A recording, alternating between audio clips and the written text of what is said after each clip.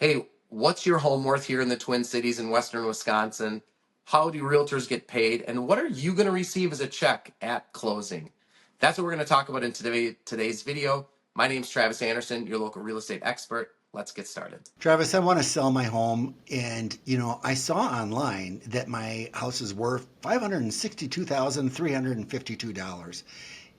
Is how accurate is that? The truth is, Peter, sometimes they're accurate and sometimes they're off dramatically. So I definitely wouldn't put any weight on that. Estimate that you might get from Zillow or Trulia or Realtor.com, even your tax records, I would not put any stock in that price. It's a good barometer. I use it as far as, because I know my clients are looking at it. So I do take a look at those things, but it's definitely not how I would price a home for sale. Imagine that. I can't trust everything that I see online. Well, okay, so if that's not the way to determine value, tell me a little bit. How do you price my house? Yeah, we do a three-step process. And let's assume for a second that we look it up on Zillow as sort of like a first step. Then maybe we would do like a four-step process. So the first thing we do is we look at the market area and we try to get an idea of the averages. And then I want to have a good understanding about how does your home compare to what an average buyer might expect in your market. So I'll give you an example. We're going to be really broad here. The average home in the Twin Cities is 424,000 today. It's a 4-bedroom, 3-bathroom home built in 1990. So I know that information to be true.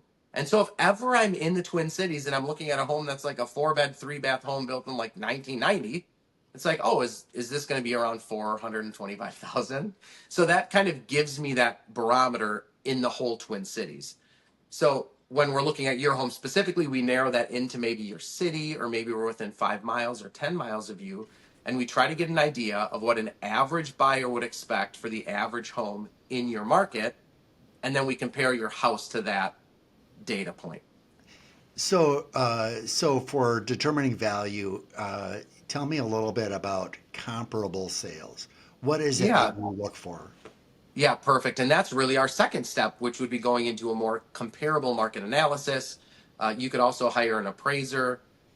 We do something really similar to an appraisal. We do not have an appraiser's license, but it's a very similar process. And that's where we look at comparable home sales. So now we know what the buyer's expectations in your market might be.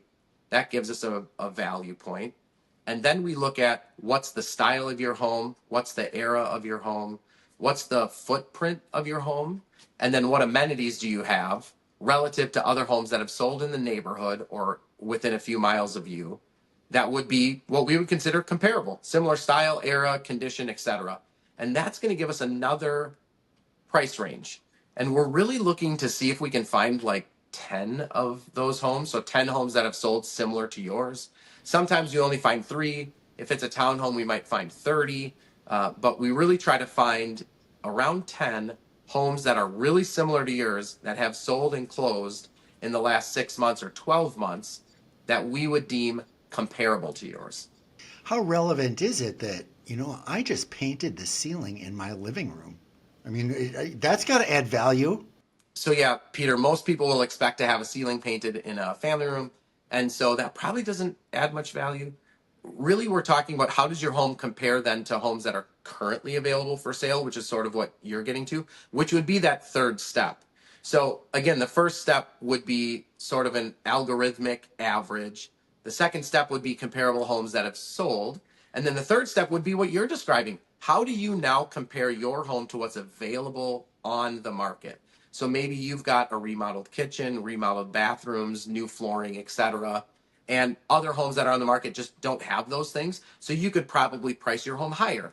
Let's say that, I mean, I'm just dealing with this with one of my listings coming up. Uh, they had about a month to prepare their home for sale. And they asked me, should I replace my appliances? I said, let's do this. Let's set up a search so you can see what homes are selling for in your price range. And take a look at the appliances specifically over the next month. And if you see that every home that you're looking at, or the majority of homes that we're looking at as we go to prepare a home for sale, have new appliances, well, then maybe we should have new appliances. Because then a buyer in your price range is expecting new appliances because everybody has them.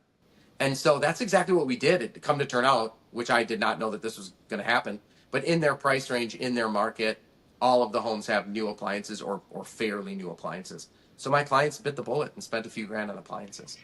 You know, one thing I think probably fits into everything that you're talking about with pricing the home is I keep on hearing you saying from what a buyer would expect to pay. It's, you know, I'm go into this thinking in terms of what I'm expecting to sell it for. The reality, though, is the value is what a buyer is expecting to pay, right? Yeah, Peter, think of it this way because we're all consumers, right? If you were in the market to buy anything of decent value, let's say it's a car, and you know what you want, you know the brand you want, you know that you want leather seats, etc. The next thing you do is you look for the best priced car within those criteria. So again, maybe it's leather car under 30,000 miles, a 2022 Toyota or something. You're not just going to go look at the first Toyota and buy it. You're going to look at the Toyota and then you're going to compare it to any other Toyota that you could buy of similar condition and amenities that you're looking for. That's what a buyer does. So it's irrelevant what the dealership is asking. They could ask whatever they want, right? But let's say a home or let's say a car they're asking 35,000, but you literally could buy the exact same one right down the street for 30,000. You're just going to go down the street and buy that one for 30,000. So that's the same way that it works in real estate. All right, so you've done all this work to come up with a value. You've shown it to me. We've come to an agreement on the value of what we want to market it for. Can you just tell me how do realtors get paid?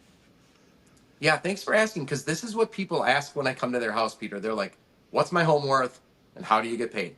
So, really today it's a sort of a two-step thing. It used to be, Peter, that we would charge maybe 6% or 7%.